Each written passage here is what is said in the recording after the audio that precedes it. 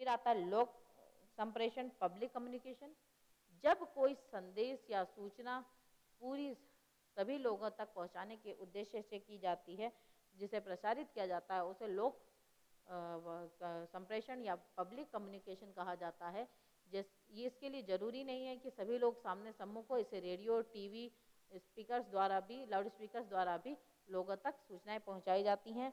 और जैसे एडवर्टाइजमेंट है, किसी भी प्रोडक्ट के बारे में जब बताना होता है तो टीवी पे ऐड के द्वारा उसका प्रचार किया जाता है।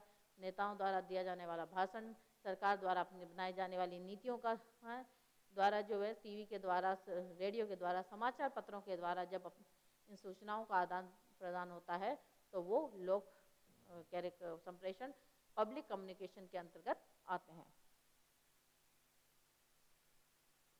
फिर आता है type of communication on the basis of language skills.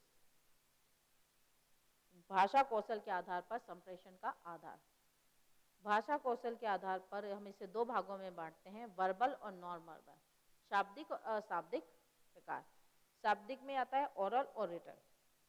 जब कोई भी बात मौखिक तौर पे बोल करके, हाँ ना के द्वारा, ये कोई भी बात कह करके कही जाती है तो वो ओरल संप्रेषण, शाब्दिक संप्रेषण के अंतर्गत आती है। जैसे जब हम कोई भी बात टीवी पे, फोन पे, सेल फोन पे, इस तरह से जब हम कोई बात कह रहे होती है, कक्षा में अध्यापक द्वारा डायरेक्ट स्टूडेंट्स को जब बोल कर कोई बात समझाई जाती है तो वो ओरल कम्युनिकेशन के अंतर्गत ये शाब्दिक संप्रेषण के अंतर्गत आती है। दूसरा है रिटन, लिखित। जब हम किसी को कोई संदेश जो है लिखित माध्यम द्वारा भेजते हैं, जैसे हम कोई भी नोटिस है, जो भी किसी भी संस्थान से संबंधित नियमों के नियमावली या लिए गए डिसीजन से उसे जब लिखित रूपों में अध्यापकों तक या कर्मचारियों तक पहुंचाया जाता है, या विद्यार्थियों के लिए कोई सूचना जब नोटिस बोर्ड पे लगाई जाती है लिखित रूप में, या हम जब कह रहे मोबाइल पे किसी को एसएमएस कर रहे हैं, या हम मेल कर रहे हैं किसी को कोई सूचना देने के लिए जब हम मेल करते हैं, तो ये सभी किसके अंतर्गत आता है? रिटन कम्युनिकेशन के अंतर्गत आता है। फिर आता है अशाब्दिक, नॉन वर्बल। इसमें हम बाय साउंड, आवाज के द्वारा, जिसमें हम जो है, जैसे बच्चा है उसे बोलना नहीं आता लेकिन वो फिर भी कम्युनिकेट करता है। जैसे रोता है, जब उसे कोई तकलीफ होती है तो रोता है, रो करके वो अपनी बात को अपनी माँ तक पहुंचाता है कि उसे भूख लग रही है, या उसे दर्द हो रहा है, या उसे उसकी तबीयत ठीक नहीं है। जो भी ये बात है वो उसको बोलने के लिए वो अलग अलग तरह की आवाजें निकाल करके अपनी बात को अपनी माँ तक पहुंचा देता है, या चीख करके।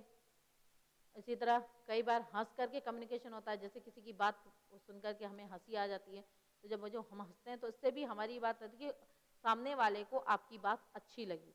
ये संप्रेषण का तरीका है। दूसरा आता है हाव भाव द्वारा। जैसे जब हम क्लास में पढ़ा रहे होते हैं, कई बार ऐसा होता है कि अध्यापक जब क्लास में पढ़ा रहा होता है और कोई विद्यार्थी कोई इस तरह की हरकत कर रहा होता है जो टीचर्स को पसंद नहीं आती, तो वो गर्दन पढ़ाते पढ़ाते ही गर्दन हिला करके जब उसे इशारे में मना करता है कि नहीं बोलो नहीं, या गलत उत्तर की प्राप्ति पे जब उसे गर्दन हिला के मना करता है या हाँ में गर्दन हिलाता है, तो ये भी कम्युनिकेशन का तरीका है कि जब हम अपनी हाव भाव द्वारा आंखें दिखा करके या आंख झपका करके जब हम सहमति में करते हैं, तो ये जो हम अपने हाव भाव के द्वारा जब हम उसको करते हैं तो ये उसके अंतर्गत आता है। फिर आता है स्पर्श द्वारा संप्रेषण। कई बार जरूरी नहीं होता है कि हमें अपनी बात कहने के लिए शब्दों का प्रयोग करना पड़े, हम टच के द्वारा भी, जैसे जब बच्चे को चोट लगती है तो माँ जब उसको उठा करके गोदी में थपथपाती है तो बच्चा अपने आप ही अपने आप को सुरक्षित समझने लगता है, उसके लिए उसकी माँ को कहने की जरूरत नहीं पड़ती कि नहीं नहीं मैं हूं ना, मैं ठीक है, सब ठीक है या ठीक हो जाओगे। सिर्फ माँ के हाथ की थपकियों से ही बच्चा चुप हो जाता है। इसी तरह जब अच्छे सही उत्तर की प्राप्ति होती है, जब अध्यापक स्टूडेंट की पीठ थपथपाता है तो वो भी एक कम्युनिकेशन का तरीका है कि उसे मोटिवेशन मिलता है कह रहे अच्छा कार्य करने के लिए। फिर एक classification of communication on the basis of techniques, तकनीकी के आधार पर संप्रेषण। इसमें है कॉमन कम्युनिकेशन और टेक्निकल कम्युनिकेशन। कॉमन कम्युनिकेशन के अंतर्गत हम वो सभी सूचनाएं, बातचीत की बात करते हैं जो हम सामान्य तौर पे कर रहे होते हैं।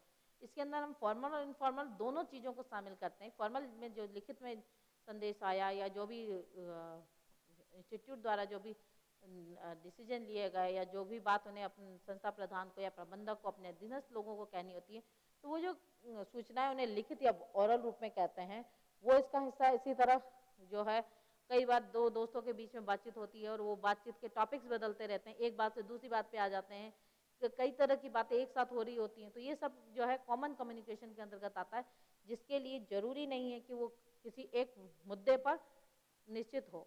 लेकिन दूसरा जो है टेक्निकल कम्युनिकेशन, इसके अंतर्गत वो कम्युनिकेशन आता है जो किसी एक पर्टिकुलर चीज़ पर डिपेंड हो, उसकी अपनी एक टेक्निकल लैंग्वेज होती है और उसी टेक्निकल लैंग्वेज को यूज करते हुए जब वो संप्रेषण किया जाता है तो टेक्निकल कम्युनिकेशन कहलाता है। मीडियम ऑफ कम्युनिकेशन, संप्रेषण के माध्यम, पहला है प्रिंट मीडिया और दूसरा है नॉन प्रिंट मीडिया। संप्रेषण अलग अलग तरीके से किया जाता है।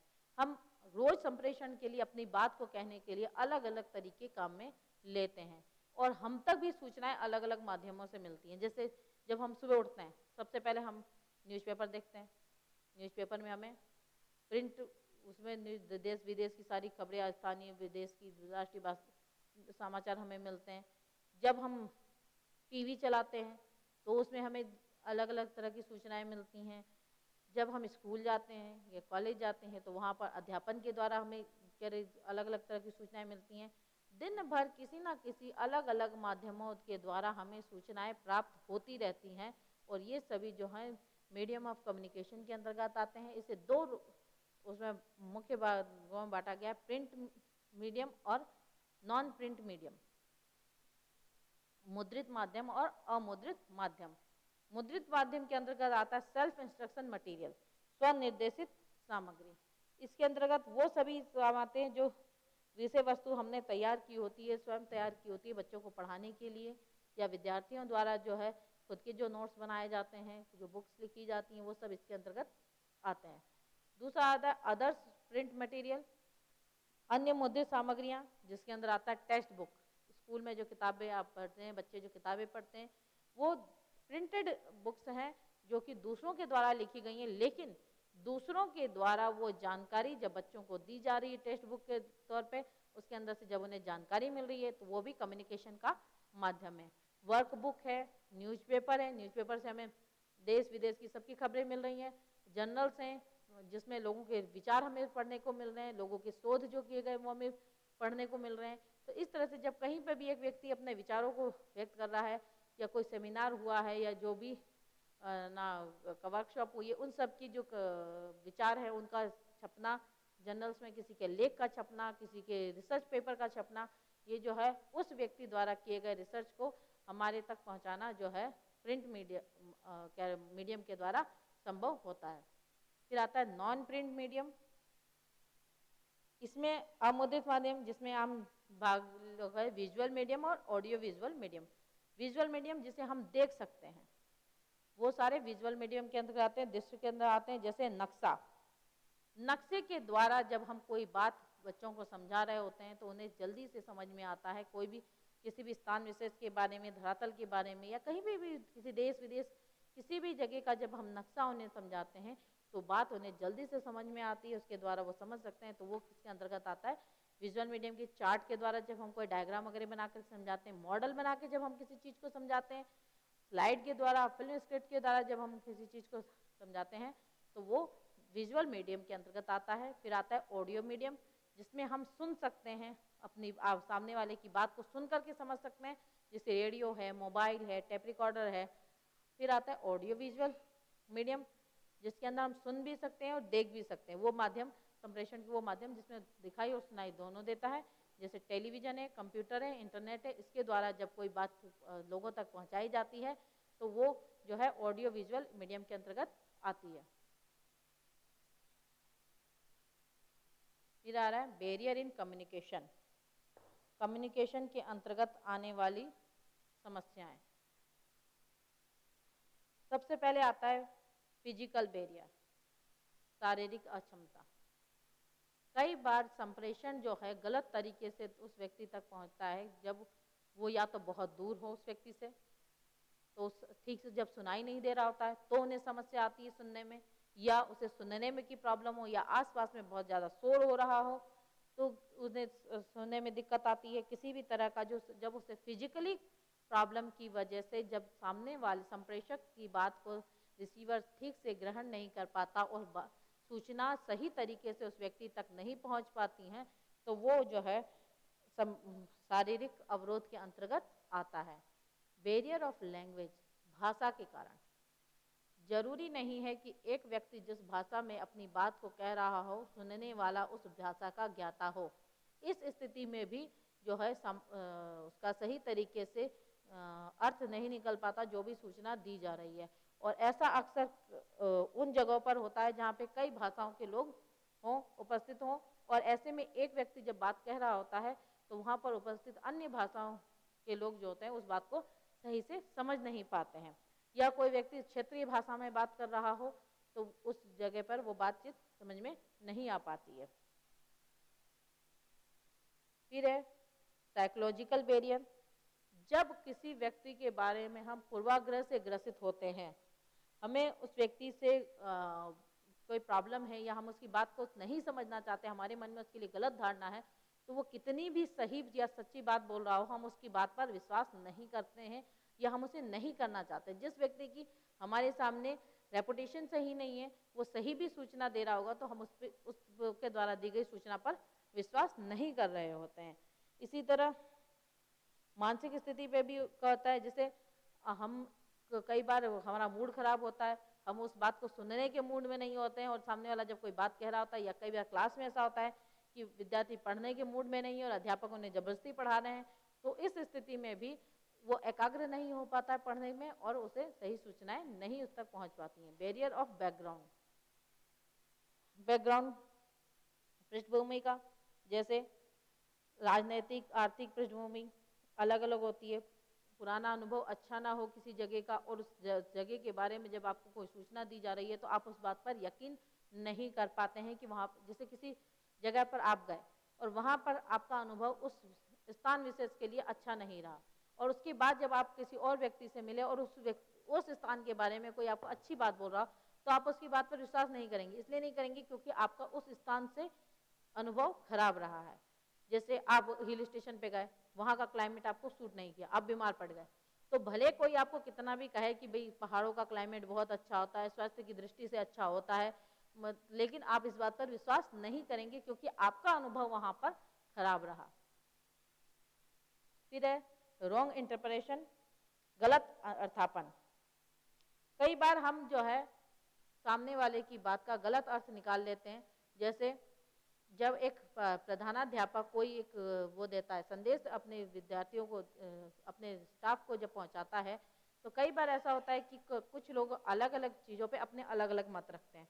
तो कुछ लोग तो उस मत के प्रति, उस लिए गए डिसीजन के प्रति सहमत हो जाते हैं, लेकिन कुछ लोग उसके प्रति सहमत नहीं हो पाते और उस बात का गलत तरीके से सबके सामने उसे प्रस्तुत करते हैं और उस बात का गलत मतलब निकाला जाने लगता है। फिर लैक ऑफ स्किल टाइम, कई बार सही समय पर भी जब बात समय पर नहीं पहुंच पाती, वो घटना घटित हो चुकी होती है, बात खत्म होती है, तो उस बात का पहुंचने का कोई मतलब नहीं होता है। जैसे अगर हमें ये सूचना मिलती है कि पहले मिल जाए कि यहाँ आतंकी हमला होने वाला है तो हम उसको रोक सकते हैं, लेकिन अगर ये सूचना हम तक उस जगह पर वो घटना घटित होने के बाद पहुंची तो कोई फायदा नहीं उस कम्युनिकेशन का, क्योंकि वो घटना तो घटित हो चुकी है। इसी तरह जो है समय पर जब अगर कोई सूचना नहीं मिली और वो काम हो चुका हो तो उसका कोई मतलब नहीं रह जाता। फिर है पॉलिसी फॉर ऑर्गेनाइजेशन।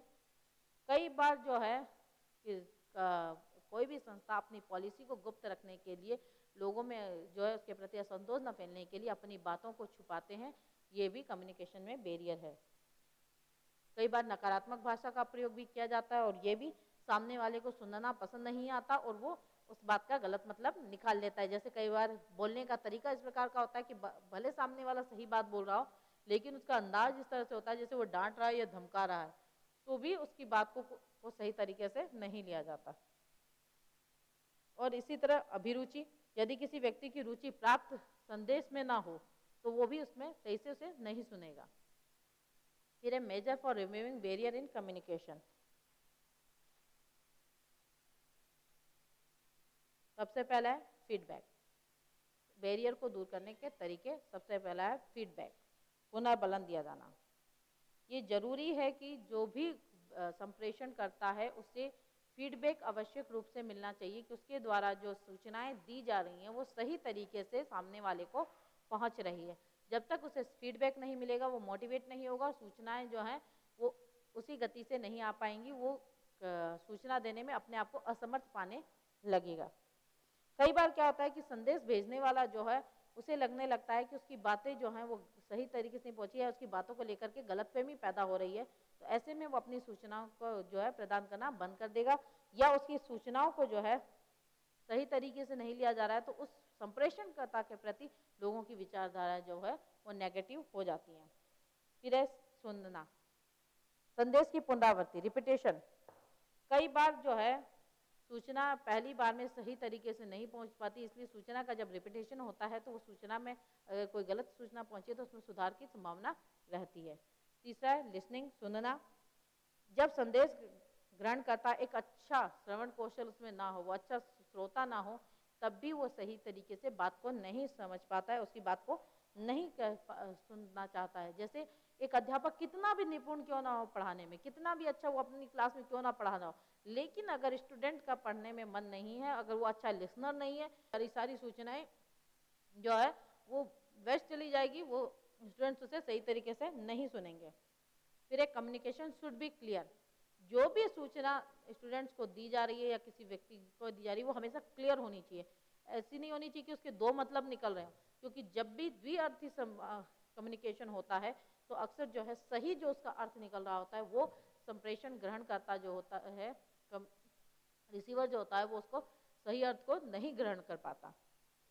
फिर है कंप्लीट मैसेज। हमेशा संदेश जो है वो पूरा होना चाहिए, आधी अधूरा भेजा गया संदेश जो है, कम्युनिकेशन जो है वो किसी काम का नहीं होता। क्लियर ऑब्जेक्ट, जो भी संदेश भेजा जा रहा है उसका उद्देश्य स्पष्ट होना चाहिए। उद्देश्य स्पष्ट हुए बिना अगर संदेश दिया जा रहा है तो संदेश जिसको भी संदेश दिया जा रहा है वो संदेश में अपना इंटरेस्ट नहीं रखेगा।